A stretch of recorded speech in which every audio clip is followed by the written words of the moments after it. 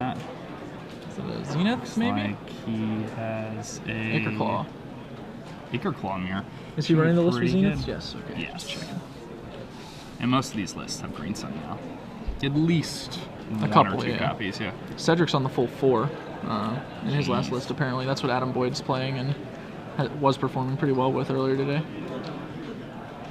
Yeah, so now Nick Marriott with a few different choices here. He could choose to Rancor up this Claw mirror. He's going to. Which is pretty good. Interestingly, knowing Joe's list gives him a little bit of an edge, like being familiar with each other, because he knows that Joe's on Go for the Throats and not Vapor Stacks.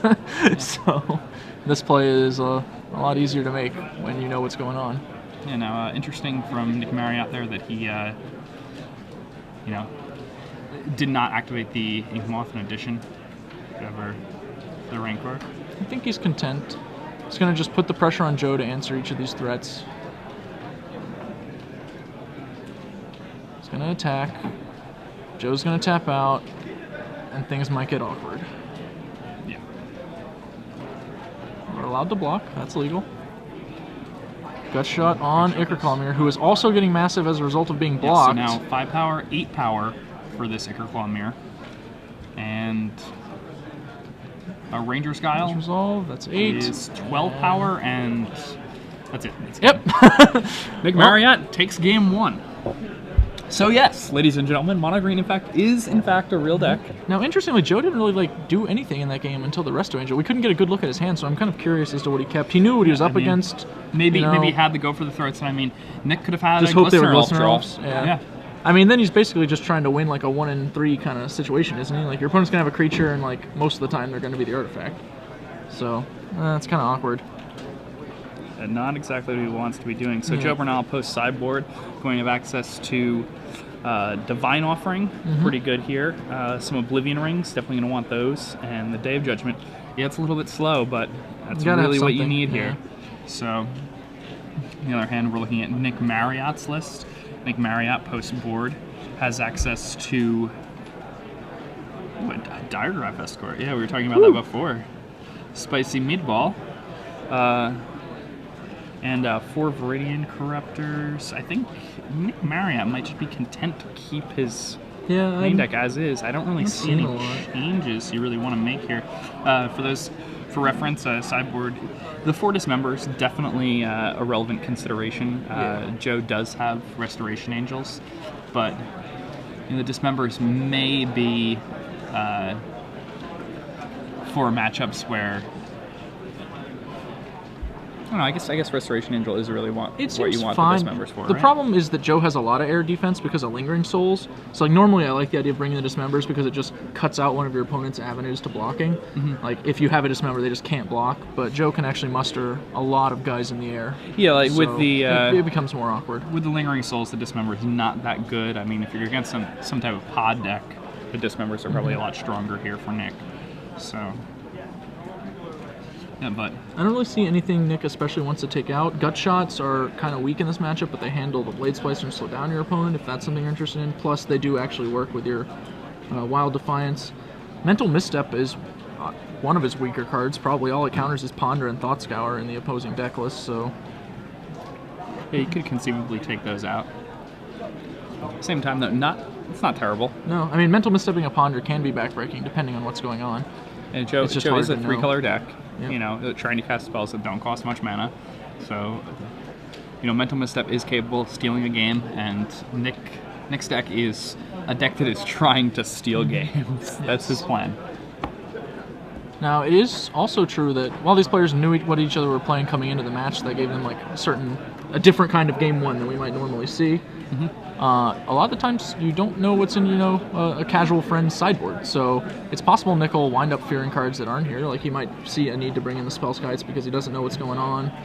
Something like that could easily develop. And I mean, the Spellskites aren't terrible, but Joe's deck has 4 Go for the Throats. Yeah, you don't want the Spellskites, but you might not know you don't want them. And I guess it can redirect Divine Offering. It can redirect a few things. A few things, yeah. The only real question is, does he have cards better than those Mental Missteps? Because those seem like the weakest cards to me.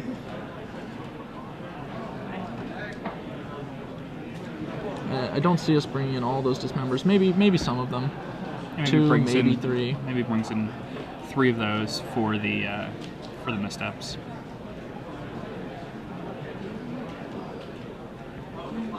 Joe has already played against Monogreen Infect once today, and he won the match, but he doesn't regard it as favorable. He thinks it's pretty close.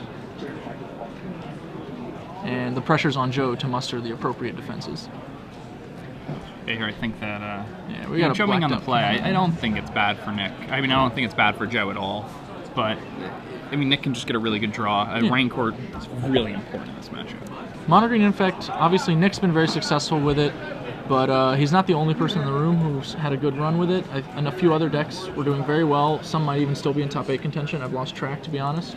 Yeah, I know there were multiple Monogreen Infect decks at the end of round 5 that were undefeated. So here we are in round 8, and I'm not sure how they fared in the rest of the matches, but I've been following Magic Online's daily events pretty closely, and Monogreen Infect has been posting 4-0s pretty regularly. So not in every event, but usually there's about 1 a day that manages to go 4-0 on a daily, and there aren't that many people playing it, so it's a real deck. I think it became a lot more real with Reed's win in DC, actually.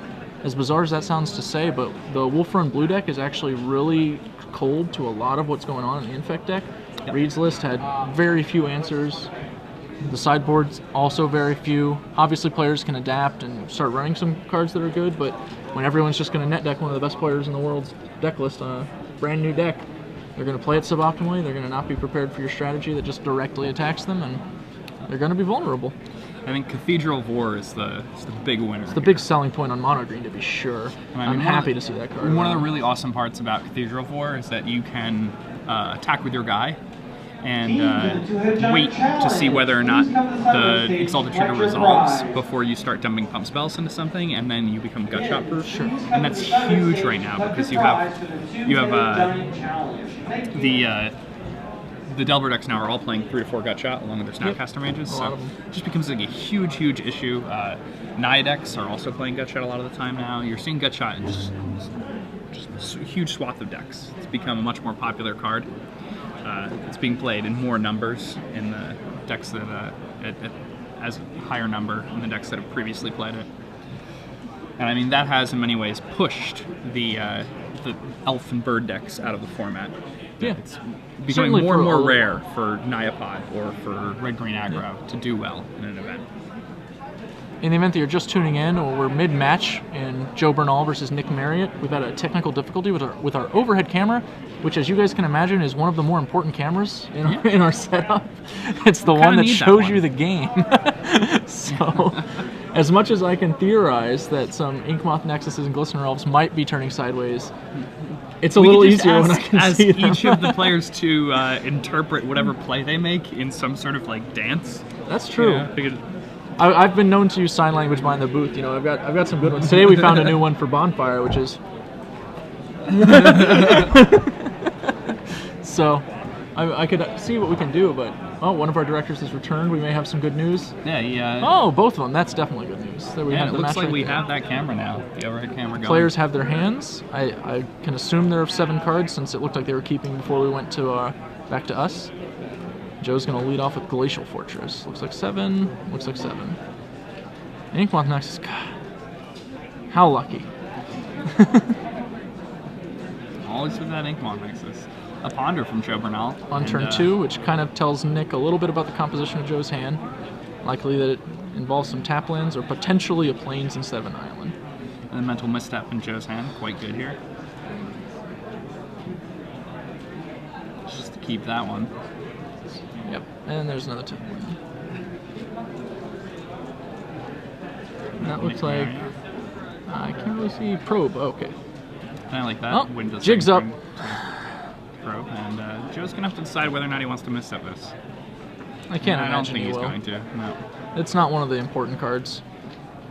And from the looks of it, Joe's hand is Snapcaster Mage, Oblivion Ring, Snapcaster Mage, Vault of the Archangel, Swamp, and Mental Misstep. Yep. So not a Plains, but a Swamp was our basic land of choice here. Note that Joe went ahead and dropped down that Isolated Chapel to try and conceal his Swamp, sort of. Ah, we lost our camera again. No.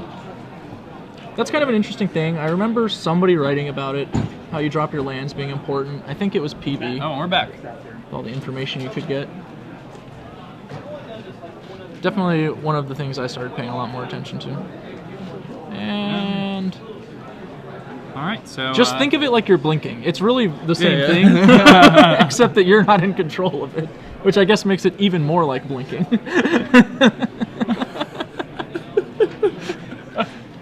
It's a long blink. And we're back! Hey everybody, I'm Jacob Van Lunen, being joined by Glenn Jones, and we're here in Kansas City, Missouri, bringing you guys coverage of the Star City Games Standard Open. Currently, we are watching a match between Nick Marriott and Joe Bernal. Well, we were. Nick Marriott was able to win the first game on turn 4 through a number of disruptive elements from Joe. I mean, Joe played a Restoration Angel and blocked, and suddenly... it's a tough fight. Ooh, look at that. There we go. We're back. Good. This is a real progressive version of coverage this weekend. Yeah, we're debuting some new things. This is nice. This is the... It's kind of interpretive. So it looks like Nick attacked with his Inkmoth Nexus or is casting a 2-drop very strangely. Yeah, I think this is probably the second time he attacked with an Inkmoth Nexus, so I'm going to assume that Joe Bernal has 2 Infect right now. That's likely. Yeah, and look at that. I'm a genius. Nickelclaw Mirror off the top for Nick Marriott. Yep. Not It's a bad one. creature. And I can imagine that he's going to send in again with this Inkmoth Nexus. No reason not to. The only reason not to at this point would be fearing that Joe may have found a Restoration Angel. Because he knows he didn't have one when he probed, but now he can actually cast one if he has it. Yeah, however, Nick does have pump spells in hand, so... Yep. Oh, he has another probe. That's even better. Yeah, Show me. pretty nice. Now, Joe might want to consider mess-stepping this one. He knows that even the fear of Angel could theoretically keep Nick out of the red zone, and he actually, it looks like, has an Angel. So there's some value to it. But... Oh, yeah, he almost just let it go, but nope, he's going to do it. Yeah, so let's go ahead and mental misstep this, and because he didn't pay the mana for the mental misstep, Yeah, well, I guess that's- it's that's a completely given. irrelevant. Yeah, Yeah. you got to do that. So now in it's on fact, Nick. doesn't really care about him being at 18.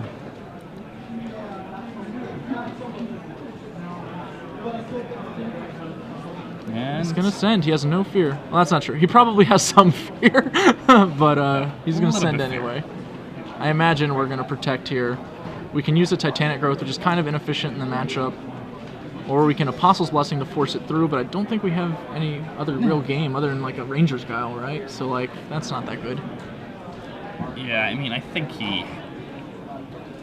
he's got a Titanic Growth here. See, I think one of the issues here is we should have thought about what we were gonna do before we attacked. Because now that we're tanking before letting Joe block, it gives him a lot of information about what could be going on in our hand. This definitely is true. the moment where before that Inkmoth Nexus ends red, you just need to know whether you're going to do this when he has an Angel or do this when he doesn't have an Angel.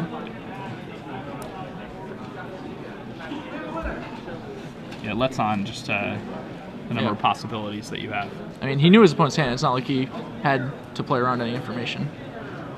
All right, so... Looks like Joe has another Angel there that he just drew. oh, really? I think that's what I saw. It could have been a Divine Offering or some other white card, but I believe his hand did not have a white card, and now it does. Fine Offering would be really good, huh? Well, actually, I Apostle's think the Blessing. Angel might be better. Yeah. I'd say the Angels... And the Guile. He's got both. He does have the Angel. Does he? That's what. Oh, Day and no, Oblivion no, no. Ring. Day and Oblivion, yeah. Day was what tricked me. Well, that's not going to do it. Those are, in fact, among the worst cards he could hold in his hand right now. Ooh, what are we doing here? A Glistener Elf. Okay. Well, this is to play through a potential mana leak before you attack with the Inkmoth Nexus. I like that. Also, makes your opponent Snapcaster Mage now, which cuts off the possibility of having drawn another Angel. So, if you wanted to try and misstep the Glistener Elf. So Joe now at 3 poison. Infect. Might as well be dead. Yeah, I mean, he's at 14. Is that a Forbidden Alchemy? Yeah. That's not going to cut it. Joe needs some relevant spells, and he's running a little low. I mean, one of the big problems of this Esper deck when you're playing against Mono Green Effect is he's going to be forced to do things like Day of Judgment or Oblivion Ring, this 1-mana creature that Nick played.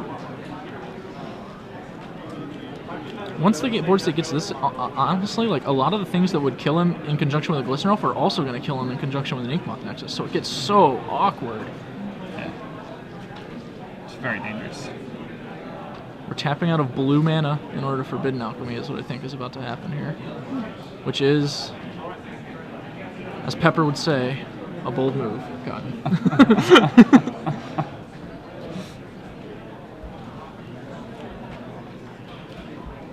Or are we Oblivion Ringing? I don't know what's happening anymore. Day of Judgmenting. Okay, that's... I think we were going to Alchemy, then we considered O-Ringing, and then we decided today was the thought progression that happened here. Again, kind of another instance where your opponent can get a lot of information, but Nick's already got a lot of information thanks to Jataxian Probe, so... And a Cathedral for. That's going to be handy for Anchor. Well, that gives us the ability to hit for 4 here. Coming at you, bro. And... Oh, he has a Mutagenic Growth. And a Ranger Scout, looks like, so he's going to go ahead and... He's going for it. Is the Ranger Scout Shroud or Hexproof? Hexproof. Hexproof, okay, so he can lead with the Ranger Scout. Yep, he can lead with Ranger Scout, but he's not going to. He's going to pay the 2 life, and Joe is going to get that sinking feeling in his stomach when he realizes he's dead. Yeah. Yep. And that's it. Nick Marriott wins 2-0. Inkmoth Nexus does it again. I'm glad to see this deck, honestly. You know, it's one of those decks that was a fringe player for a long time. People tried a lot of different ways to make it work. Now we've got these cool little elements, Cathedral of War specifically being the neatest one that Cathedral just War edged it over. Definitely the big game here. So sweet.